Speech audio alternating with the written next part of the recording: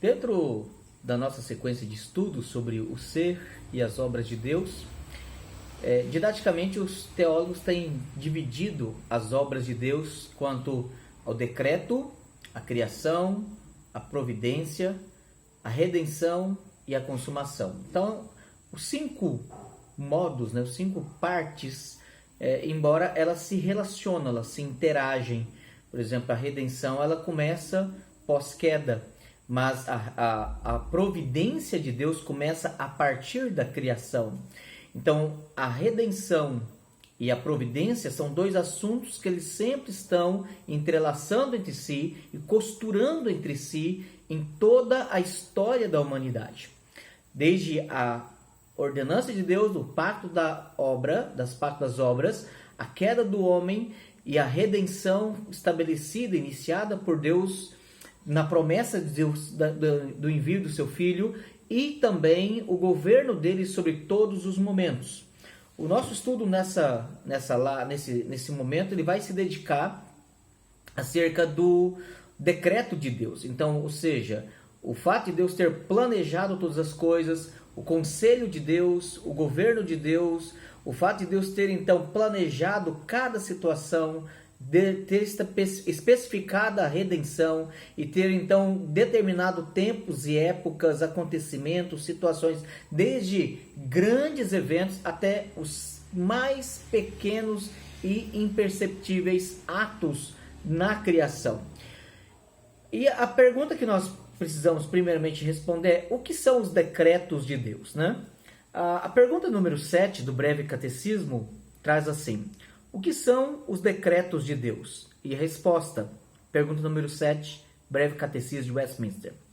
Resposta: os decretos de Deus são o seu propósito eterno, de acordo com o conselho da sua própria vontade, pelo qual ele determinou tudo o que acontece para a sua própria glória.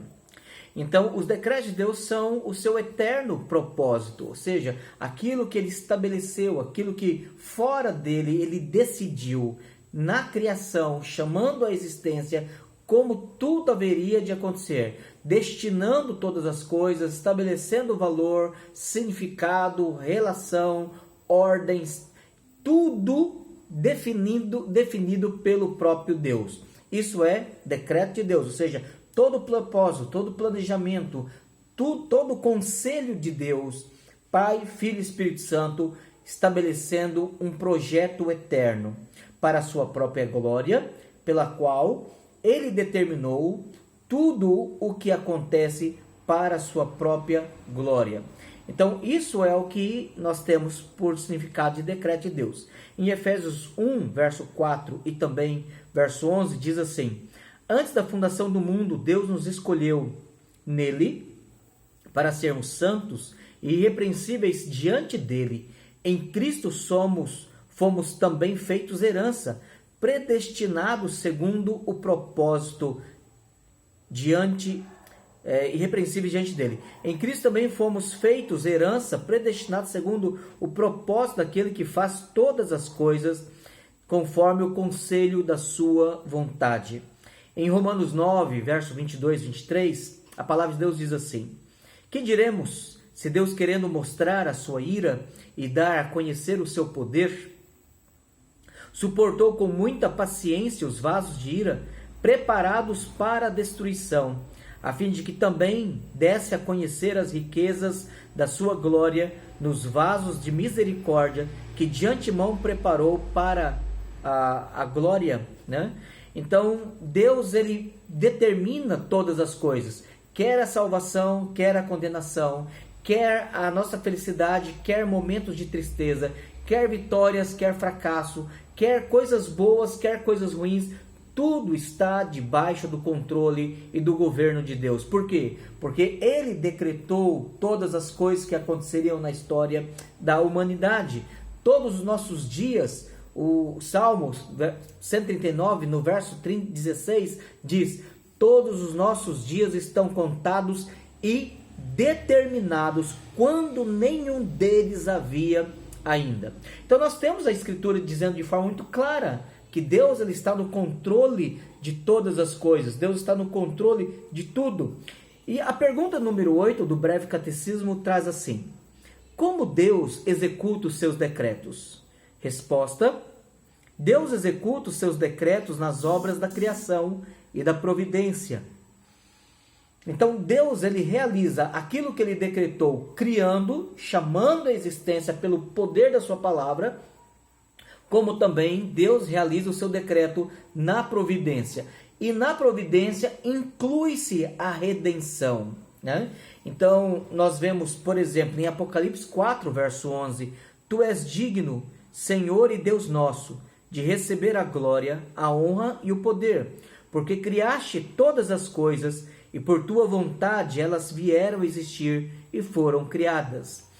Deus é o designer inteligente, Deus é o projetista que elaborou todo o funcionamento estrutural, funcional, relacional de todas as leis da física, de todas as leis morais que existem no universo, na vida do ser humano.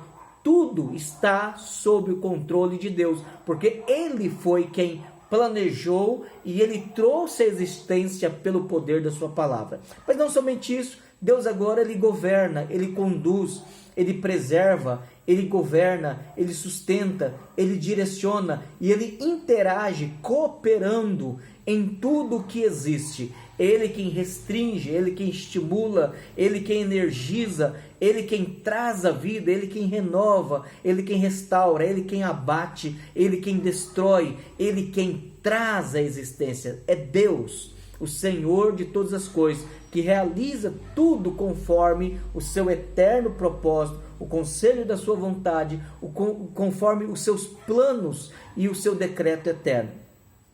Tudo está. E aí a extensão é, mas todos os homens e todas as criaturas, inclusive todos os anjos, estão dentro deste decreto? A resposta é sim. Daniel capítulo 4, verso 35 diz assim: todos os moradores da terra são considerados como nada, e o Altíssimo faz o que quer com o exército do céu e com os moradores da terra. Não há quem possa deter a sua mão, nem questionar o que ele faz. Deus é o Senhor de todas as coisas. Deus é o governador de todas as coisas. Nós sabemos, por exemplo, que a nossa redenção, ela se estabeleceu no tempo certo. Deus, desde lá de Gênesis 3,15, Deus veio dizendo: eu darei um descendente que esmagará a cabeça da serpente, e esta, a serpente, lhe morderá o calcanhar. Então, desde o primeiro anúncio do Evangelho, Deus deixou claro que seu filho seria vitorioso, embora ele também seria morto pela serpente. E nós vemos todo o Antigo Testamento, então, criando a expectativa messiânica.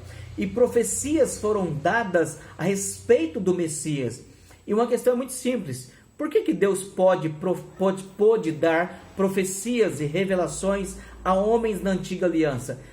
Profecias nada mais são do que a revelação de Deus, ou o fato de Deus contar antecipadamente aquilo que Ele determinou absolutamente fazer em algum momento da história, num tempo futuro. Então a profecia, ela é verdadeira, inequívoca, e o cumprimento dela é eficaz e exato, porque ela é apenas a antecipação que Deus dá de uma informação antecipada de algo que futuramente Ele determinou realizar. Então, por isso que quando Jesus ele nasce, desde a concepção, o nascimento, o livramento das mãos de Herodes, o retorno para Cafarnaum, nós lemos constantemente dizendo: para que se cumprisse as Escrituras. Durante todo o ministério de Jesus, Mateus, Marcos, Lucas e João vem narrando o ministério, a obra de Jesus, e constantemente ela vem dito: para que se cumprisse as Escrituras, né? Então nós vemos Jesus cumprindo as profecias, porque elas foram apenas informações antecipadas de um decreto de Deus estabelecido. Jesus, ele morreu, ele veio no tempo certo e ele morreu na hora certa. Ele morreu quando ele quis, ele morreu dentro do propósito de Deus. No Evangelho de João, nós vemos, por exemplo, algumas vezes os soldados do templo e soldados romanos sendo enviados para prender Jesus, mas ou Jesus ou João narrando os eventos dizia, não era chegada a sua hora, né? E quando Jesus ele sobe para o Getsemane, ele passa ali algum tempo orando com Pedro, Tiago e João, e ele desce, ele olha para os seus discípulos, os três, Pedro, Tiago e João, e diz, é chegada a minha hora. E ele se entrega para ser preso, apesar de Pedro ter resistido inutilmente. Ele se entrega para ser preso, ele é levado para um julgamento, ele é condenado injustamente e ele é crucificado. E ele morre na hora que ele quer, ele morre no momento exato.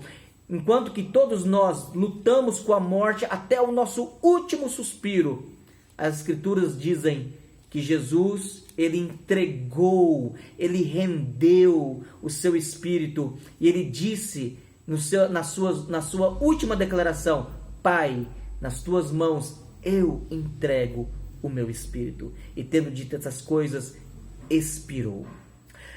Ele morreu na hora que ele quis. E tudo isso estava determinado por Deus. Se nós abrirmos lá no livro de Atos, capítulo 2, livro de Atos, capítulo 2, que é o único livro histórico do Novo Testamento, quando os discípulos recebem o Espírito Santo e eles então começam a falar em línguas e Pedro se levanta para pregar o Evangelho para aquela multidão que questionava do que se tratavam aquelas coisas, em uma parte do sermão Pedro diz, ele se dirige revelando quem era Jesus e aplicando e confrontando aqueles judeus. Atos capítulo 2, verso 22 ao verso 24, diz assim: varões israelitas, atendei a estas palavras. Jesus o Nazareno, varão aprovado por Deus, diante de vós com milagres, prodígios e sinais, os quais o próprio Deus realizou por intermédio dele entre vós, como vós mesmos sabeis. Observe bem o verso 23. Sendo este entregue pelo determinado desígnio e presciência de Deus, vós o mataste, crucificando por mãos de Nicos, o qual, porém, Deus ressuscitou, rompendo os grilhões da morte, porquanto não era possível fosse ele retido por ela. Observe bem o verso 23, diz, sendo este entregue, Jesus ele somente foi preso, Jesus somente foi condenado e ele foi morto, isso ele somente morreu porque foi a vontade de Deus, tudo cumpriu, todos os dias determinados por Deus antes que qualquer um deles havia ainda. Ainda em Atos capítulo 4,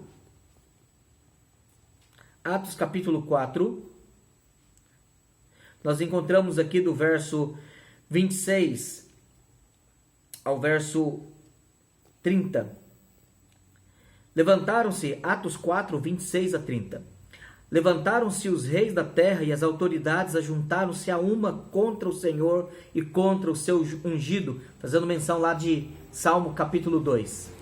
Porque verdadeiramente se ajuntaram nesta cidade contra o seu santo servo Jesus, ao qual ungiste Herodes e Pilatos, Pôncio Pilatos, com gentios e gente de Israel, para fazerem, observe bem o verso 28, para fazerem tudo o que a tua mão e o teu propósito predeterminaram. Agora, Senhor, olha para as suas ameaças e concede aos teus servos que anunciem com toda intrepidez a tua palavra. Então, nós vemos a Escritura dizendo de forma muito clara que tudo estava determinado por Deus, estava sob o governo de Deus, estava sob o controle de Deus, de modo que nada acontecia se não fosse da vontade de Deus. Mesmo quando nós vamos pregar o Evangelho, nós sabemos que as pessoas convertem porque Deus toca no coração delas, Deus abre o coração delas, Deus ilumina a mente delas, Deus lhes dá fé, Deus as induz pela tristeza da contrição a um verdadeiro arrependimento, porque se Deus previamente não realizar estas coisas, é impossível que o homem se converta. Quando Paulo ele esteve em viagem missionária e pregando o Evangelho, Nós sabemos que todas as pessoas se converteram porque Deus lhes abriu o coração. Lá em Atos capítulo 13, verso 48, Deus fala com Paulo da seguinte forma: os gentios, ouvindo isso, regozijavam-se e glorificavam a palavra do Senhor, e creram todos os que haviam sido destinados para a vida eterna, que Deus havia destinado antes da fundação do mundo para a vida eterna. Então nós temos a Escritura de forma muito clara, apontando para este cuidado, este governo, esse anúncio de Deus, esse controle de Deus sobre todas as coisas. Deus tem um decreto eterno estabelecido antes da fundação do mundo, e toda a história da humanidade tem um propósito, tem um sentido, todos os eventos têm valor moral, porque Deus está no controle, realizando todas elas, né? A Confissão de Fé de Westminster, no capítulo 3, quando trata dos decretos eternos de Deus, declara da seguinte forma, parágrafo 1º, capítulo 3, Confissão de Fé de Westminster, parágrafo 1º. Desde toda a eternidade, e pelo muito sábio e santo conselho da sua própria vontade, Deus ordenou livre e inalteravelmente tudo quanto acontece. Porém, de modo que nem Deus é o autor do pecado, nem violentada é a vontade da criatura, nem é tirada a liberdade ou a contingência das causas secundárias antes estabelecidas. Então, Deus ele determina todas as coisas, mas a declaração do decreto de Deus significa que Deus não anula a liberdade e Deus não anula a responsabilidade do homem. Nós teremos um segundo estudo, que nós falaremos do decreto de Deus e o livre-arbítrio, né? E um outro estudo do decreto de Deus e a oração, né? Então nós estaremos tratando sobre esses outros dois assuntos ainda em outros dois estudos mais adiante, depois deste. Mas observe ainda que no parágrafo 2 do capítulo 3 da Confissão de Fé, diz assim: ainda que Deus sabe tudo quanto há de acontecer em todas as circunstâncias imagináveis, ou seja, eu posso sair de casa hoje, como eu posso não sair de casa. Eu posso jantar hoje, como eu posso não jantar. Eu posso estar bem hoje, como eu posso passar mal até a noite. Eu posso dormir bem, como eu posso morrer durante essa madrugada. Então, todas as circunstâncias imagináveis, Deus conhece elas. Ele não decreta coisa alguma por havê-la prevista como futura, ou como coisa que havia de acontecer em tais condições. Ou seja, Deus não decreta porque ele vê a melhor opção. Deus faz com que o que ele decreta se torne a melhor opção, porque é a vontade dele, né? E ele está no governo de todas as coisas. Parágrafo 3 diz assim: pelo decreto de Deus e para a manifestação da sua glória, alguns homens e alguns anjos são predestinados para a vida eterna e outros pré-ordenados para a morte eterna. Parágrafo 4. Esses homens e esses anjos, assim predestinados e pré-ordenados, são particular e imutavelmente designados, e o seu número é tão certo e definido que não pode ser nem aumentado nem diminuído. E nós vemos então que Deus ele tem o governo de todas as coisas, no parágrafo 5, dizendo: segundo o seu eterno e imutável propósito, e segundo o santo conselho e beneplácito de sua vontade, antes que fosse o mundo criado, Deus escolheu em Cristo para a glória eterna os homens que são predestinados para a vida, para o louvor da sua gloriosa graça. Ele os escolheu de sua mera e livre graça e amor, e não por previsão da fé, ou de boas obras e perseverança nelas, ou de qualquer outra coisa na criatura que a isso o movesse, como condição ou causa. Ou seja, Deus não tomou nenhuma decisão porque ele viu algo bom, algo meritório, algo virtuoso no homem. Mas Deus escolheu para que o homem tivesse fé, para que o homem tivesse virtude e para que o homem tivesse as virtudes que Deus colocaria nele. Parágrafo 6. Assim como Deus destinou os eleitos para a glória, assim também, pelo eterno e muito livre propósito de sua vontade, preordenou todos os meios conducentes a esse fim. Os que, portanto, são eleitos, achando-se caídos em Adão, são remidos em Cristo. São eficazmente chamados para a fé em Cristo pelo seu Espírito, que opera no tempo devido. Ou seja, Deus não somente escolheu a quem salvar, mas Deus escolheu quando salvar. Então é possível que você evangelize uma pessoa várias e várias vezes e ela não se converte.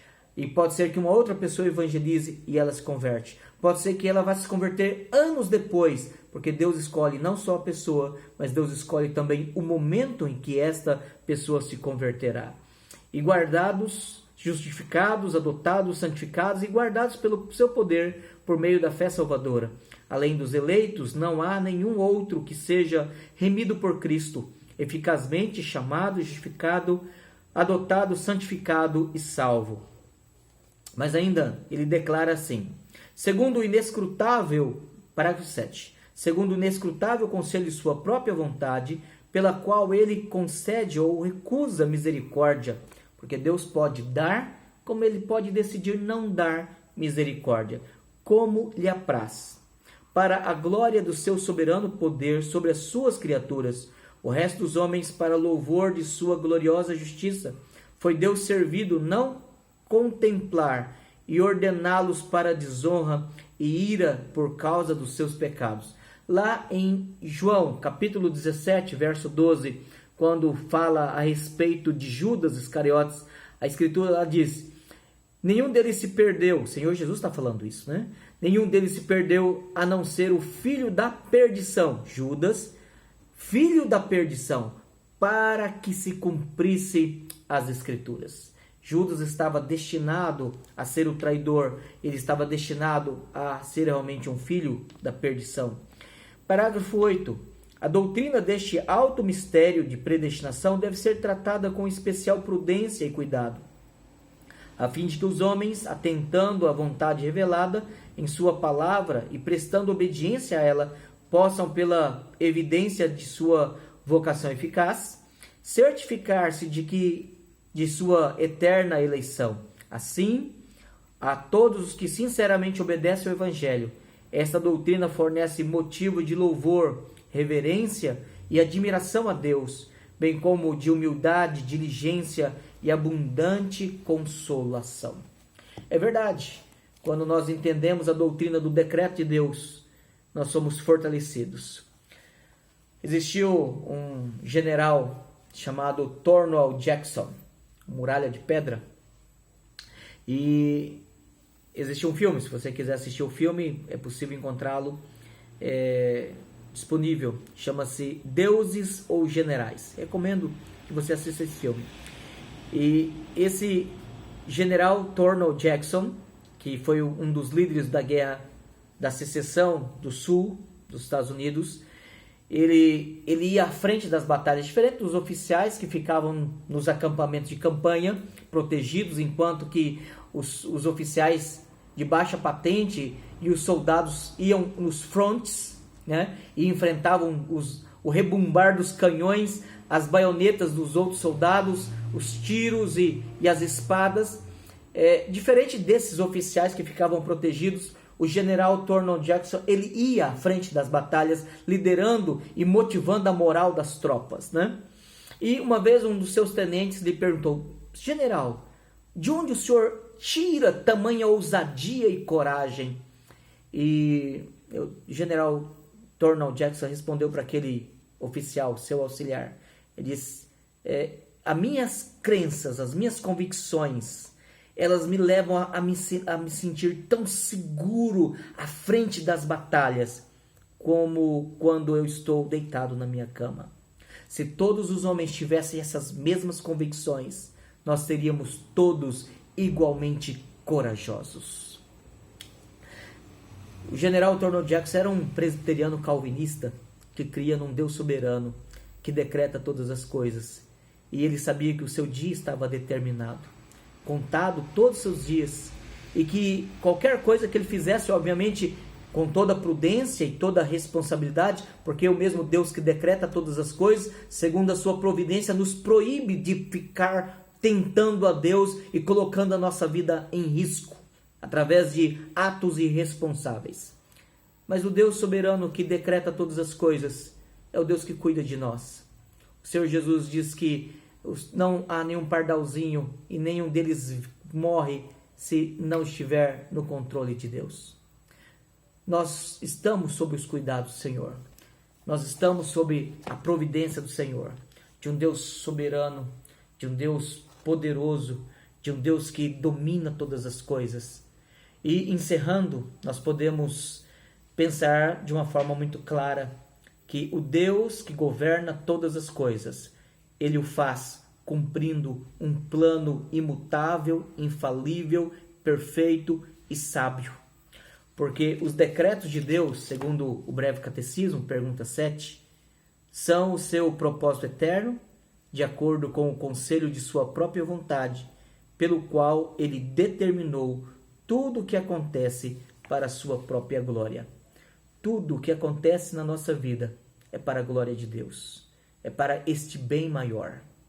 Então nós sabemos que todas as coisas cooperam para o bem daqueles que amam a Deus, daqueles que são chamados segundo o seu propósito, o eterno propósito de Deus. Que Deus nos abençoe, nos leve a esta firme convicção e possamos amá-lo em tudo o que Deus faz em nós. Amém.